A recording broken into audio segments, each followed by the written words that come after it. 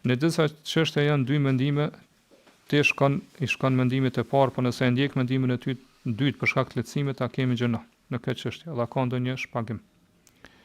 Njeriu nuk mund të ndjek mendimet e dietarëve vetëm për shkak të lehtësimit, ose që po janë më lehtë me vepru. Por nëse ka qenë i mbitur në një mendim me argumente dhe ka arë mendimi tjetër edhe e vepron veç se konvenon ose po i doket më lehtë, kjo nuk bën. Por është nëse bindet mendimin e dytë, ashtu që ka qenë i bindur në mendimin e parë që është e vërtetë. Atëherë vepron. Mirë, po veproj vetë pse është më lehtë për mua, kjo nuk bën.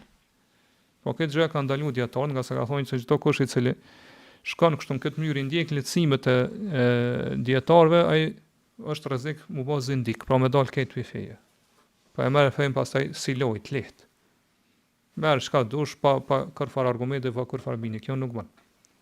Po kurse si nuk bën që me ndru mendimin veç se po janë më lehtë. Mirë, po nëse ndron mendimin se je bind këtë tjetrën, me bindje të plotë se argumentet e mbështesin, atëherë nuk ka të keq. Këtë rast, po madje do të me veprun këtë rast sipas mendimit dytë, se këtë është ti i bindur që këtë është e vërteta, dhe jo të mendimi i parë. Mirë, po vetëm se po janë më lehtë, kjo nuk bën, pra është e ndaluar.